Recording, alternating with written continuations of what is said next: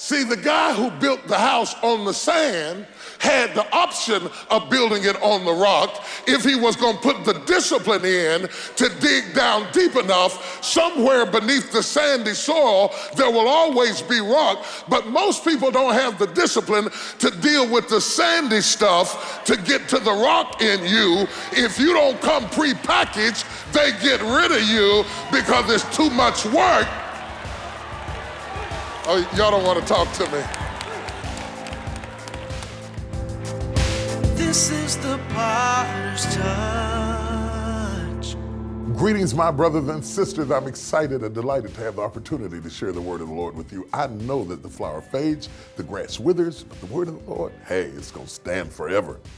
There's no question about God's word. The question is about us. Do we have the discipline to do what God has called us to do? Not just to hear it, not just to shout about it, not to sing about it, to do. You got to do it. It won't work if you don't do it. You got to break down and do it. Stop complaining. Stand up to it like the man and woman God has called you to be. Having done all to stand, do those things God has called you to do and watch it work for your good. The series is Work Your Faith. The message is the discipline of doing. So let's get down to it. Take a look at this. This is not about the house. The house is the metaphor showing you what it is like when you have the discipline of doing the word. He said, it is like a man who built his house and dug it all the way down till he hit the rock. He says, this man built his house on a rock, but he had to put the work where people couldn't see.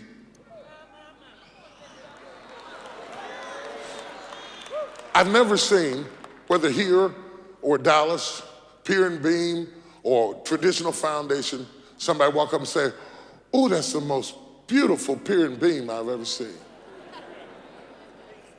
Ooh, look at how lovely that foundation is." No, most of all, they can't see it.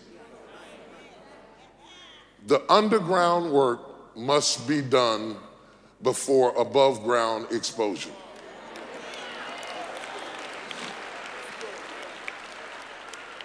I wrote a book years ago. I wish I had waited and wrote it over now because I could write it so much better now than I wrote it at the time.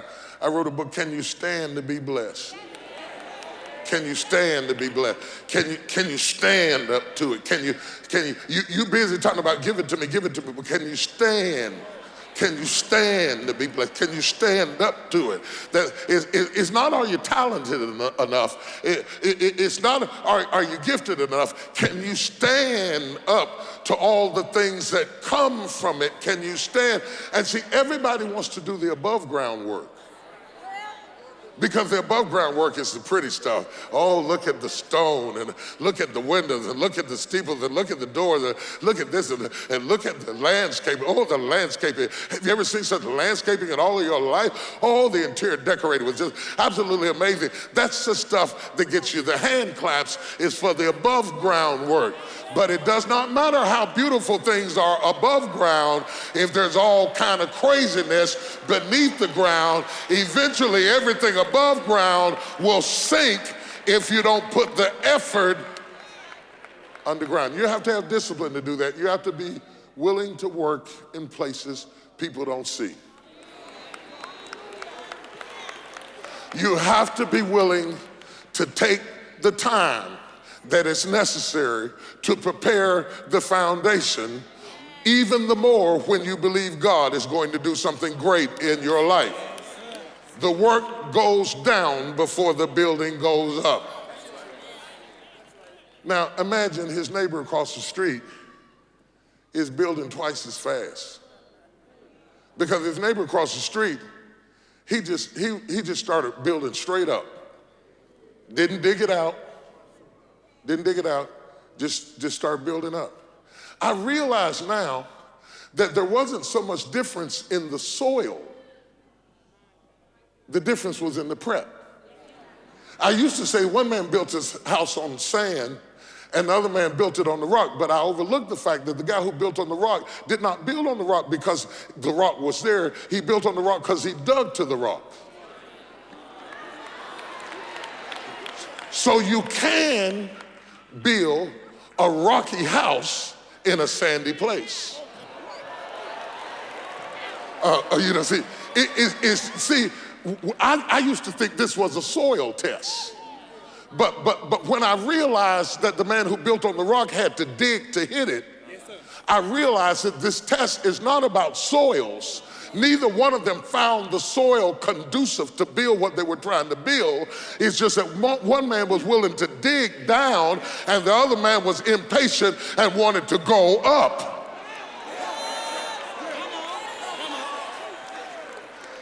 See, the guy who built the house on the sand had the option of building it on the rock if he was going to put the discipline in to dig down deep enough. Somewhere beneath the sandy soil, there will always be rock, but most people don't have the discipline to deal with the sandy stuff to get to the rock in you. If you don't come pre-packaged, they get rid of you because it's too much work. Oh, y'all don't want to talk to me.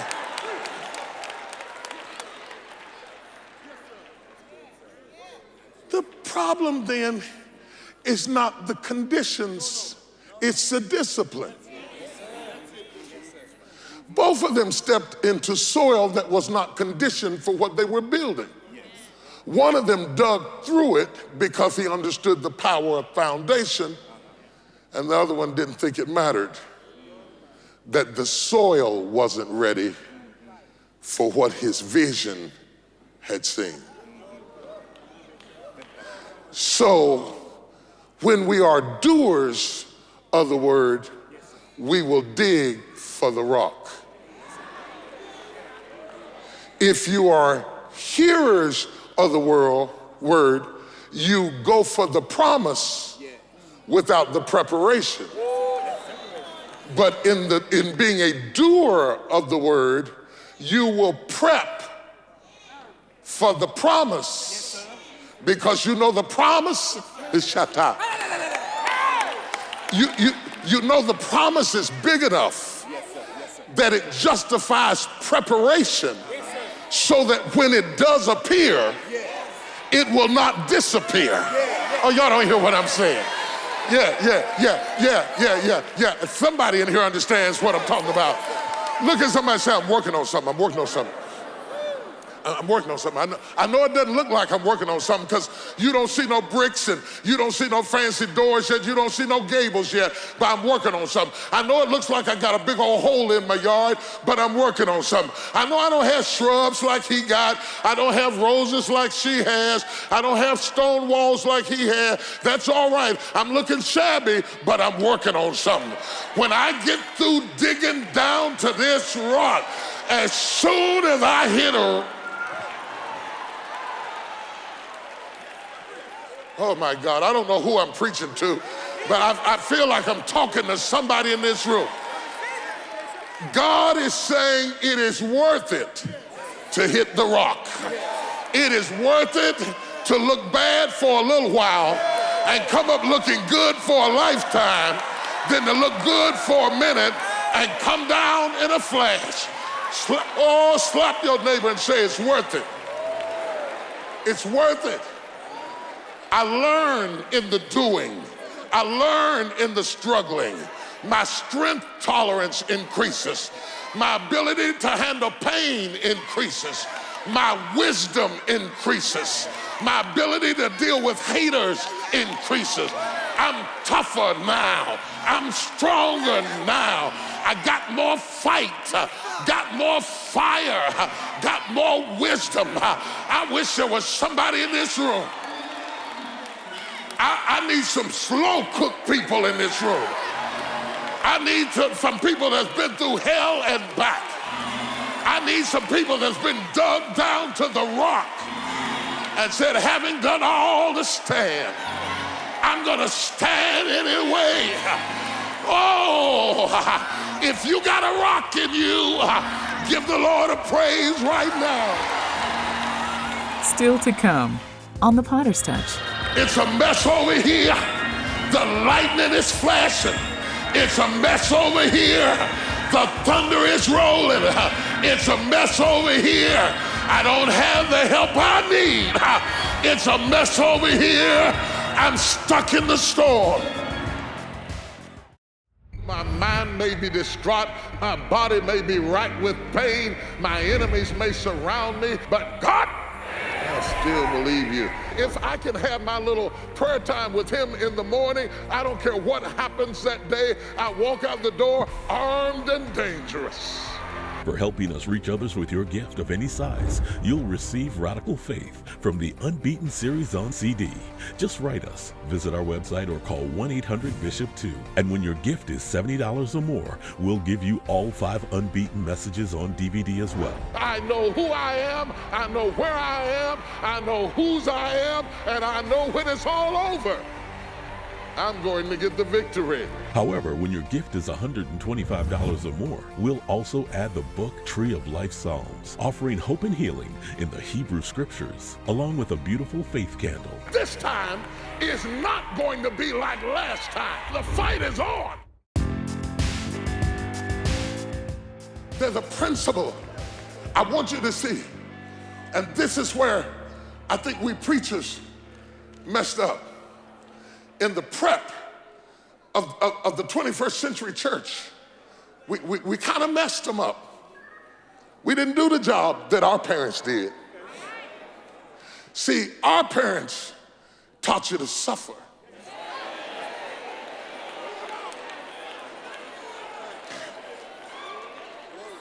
They taught you to do without. They prided themselves on making you have a hard time.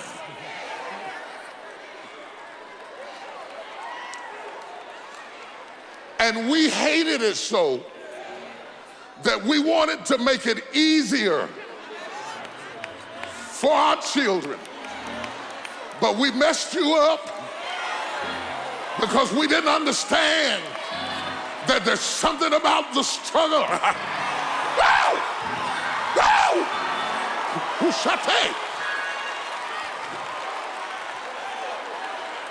It's something about calluses in your hands. It's something about having to work after school. It's something about having to catch the bus and cut the grass and struggle in the storm. It makes you tough. Oh, y'all ain't gonna help me preach this morning. So, as parents, we messed it up because we took the discipline out of the process. As preachers, we messed it up because we taught you, name it, and claim it, declare it, it's yours. We taught you just to speak the word and you can have it. Positive confession and it will come to pass. But that was wrong because we taught you to build houses without foundation.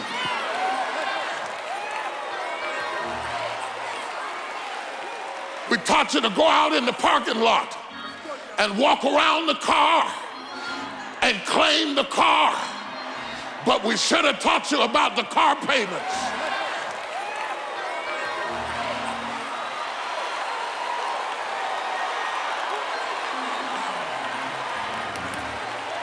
We taught you to lay hands on the house and say it's yours. But we should have taught you about interest rates. Y'all don't hear what I'm saying.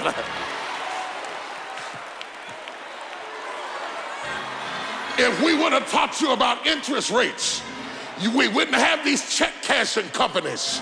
We wouldn't have these predatory lenders. But because you want it without process, people will destroy you. Oh, y'all don't hear what I'm saying. I feel the Holy Ghost in this place. Flap your neighbor and say, work for that thing. Sweat for that thing. Labor for that thing. Cry for that thing. Crawl for that thing. Pull yourself up by your bootstraps. Ow! Slap somebody and say, it's mine. Sit down, give me 10 minutes, give me 10 minutes. My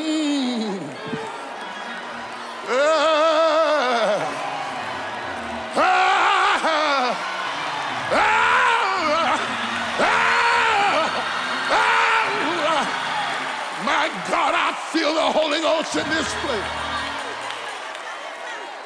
Well,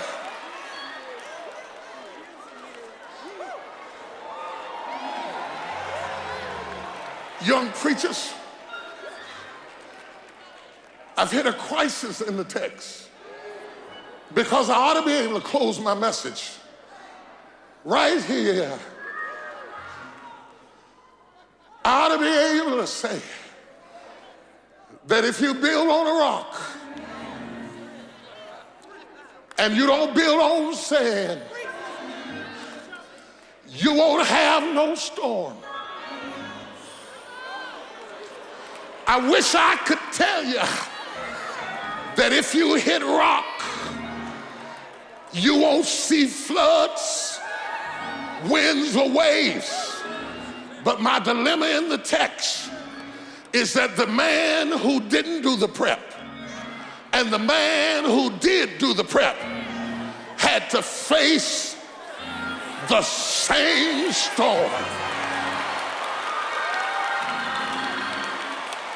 I would love to tell you that if you prep right, you won't go through anything. I'd love to tell you that if you hit the rock, the lightning will not flash and the thunder will not roll. But that is not the text.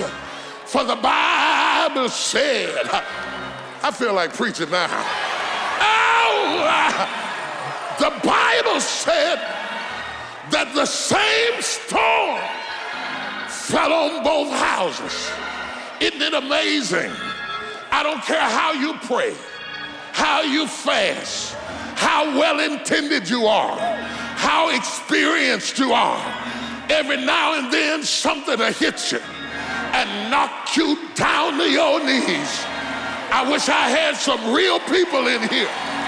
Have you ever had something hit you so hard you thought you would lose your mind?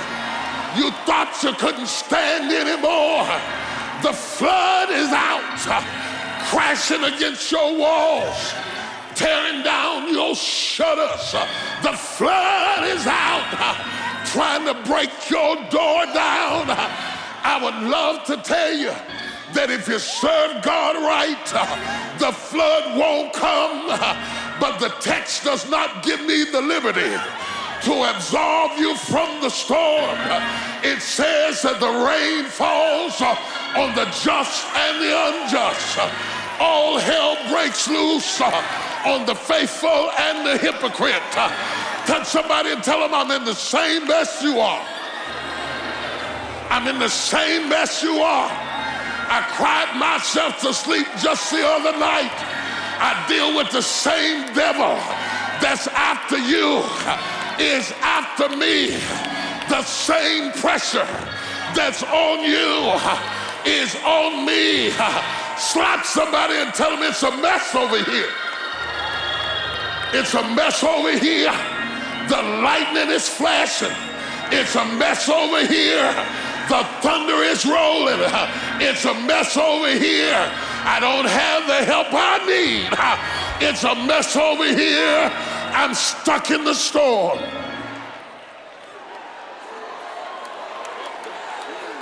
So God, if it's gonna rain anyway, if I'm gonna cry anyway, if I'm gonna suffer anyway, if I'm gonna be tested anyway, if I'm gonna be trembling anyway, why did you make me do all of that digging if the same storm that hit my neighbor is gonna hit me too? He said the test is not just in the storm, the test is in the survival.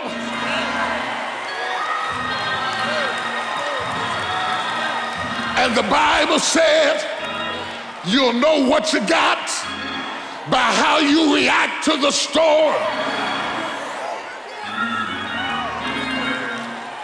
The storm came, the lightning flash, the thunder roll. I looked out the window, and the Bible said immediately the neighbor's house went down.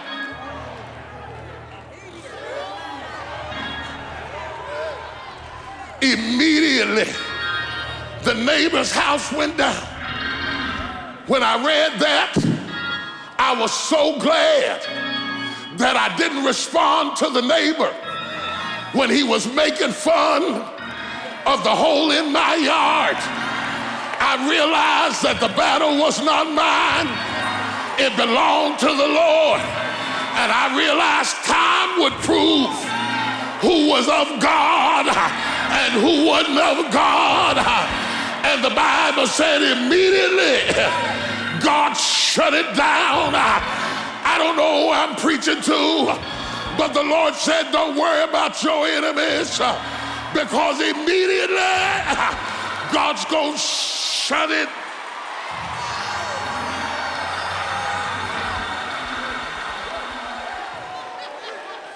When the odds were against me and my back was up against the wall and they were laughing at my process, making fun of my building, laughing at my raggedy car, making fun of my 7 members, making jokes about the leak in my roof. Let me tell you, when the storm came, God shut it down. And I saw him come and I saw him go. In 36 years, I saw him come and I saw them go. But let me tell you how it makes you feel. It's scary to walk through a land where houses are going down all around you, and you look out this window and that house went down, and you look out the kitchen window and that one went down too. But I heard God say, 1,000 may fall on your right side,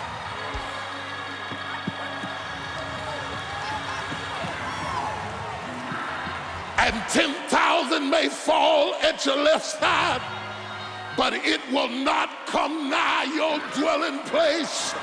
Slap somebody and say, I'm still here. I've been through the storm, I've been through the rain, I've been through the lightning, I've seen them rise up, I saw them come down, but I'm so glad, I'm so glad. Hold that music. This is not a praise for everybody. This is not a praise for instant grits, quick overnight wonders, people who haven't been through a storm. This is a praise for people who've been through hell and back, been through storms and back, been through lightning and back, been through hurricanes. I want you to take 60 seconds and give God a praise out of your belly. Give God a praise out of your experience. Give God a praise out of your pain. Give God a praise out of your mouth. Give God a praise. Give God a praise out of your experience. Give God a praise out of your pain. Give God a praise out of your mouth. Give God a praise. I'll be right back with you after this. My mind may be distraught, my body may be racked with pain, my enemies may surround me, but God, I still believe you. If I can have my little prayer time with him in the morning, I don't care what happens that day, I walk out the door armed and dangerous. For helping us reach others with your gift of any size, you'll receive Radical Faith from the Unbeaten series on CD. Just write us, visit our website, or call 1-800-BISHOP-2. And when your gift is $70 or more, we'll give you all 5 Unbeaten messages on DVD as well. I know who I am, I know where I am, I know whose I am, and I know when it's all over, I'm going to get the victory. However, when your gift is $125 or more, we'll also add the book Tree of Life Psalms, offering hope and healing in the Hebrew Scriptures, along with a beautiful faith candle. This time is not going to be like last time. The fight is on.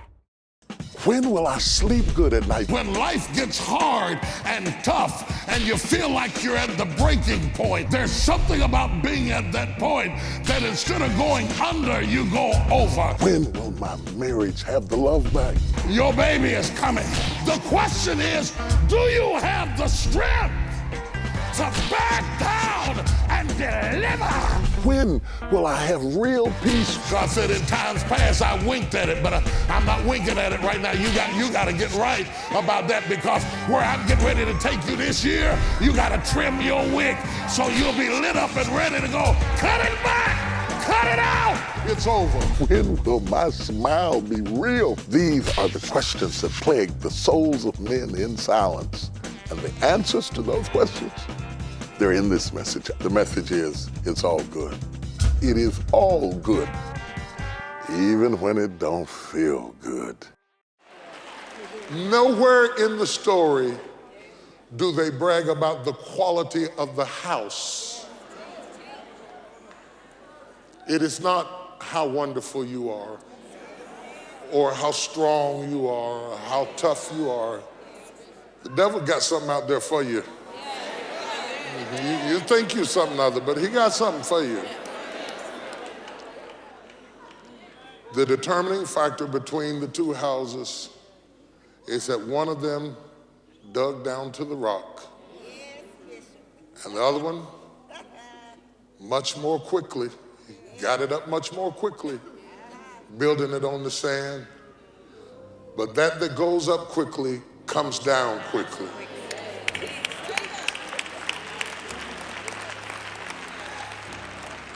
Brothers and sisters, I've got to close. It's been a real joy, a real delight to share the word of the Lord with you. I am so delighted about your praise reports, your testimonies, your moments of victory. I'm so delighted to know that the word is working in your life, in your heart, and in your spirit. I want to challenge you.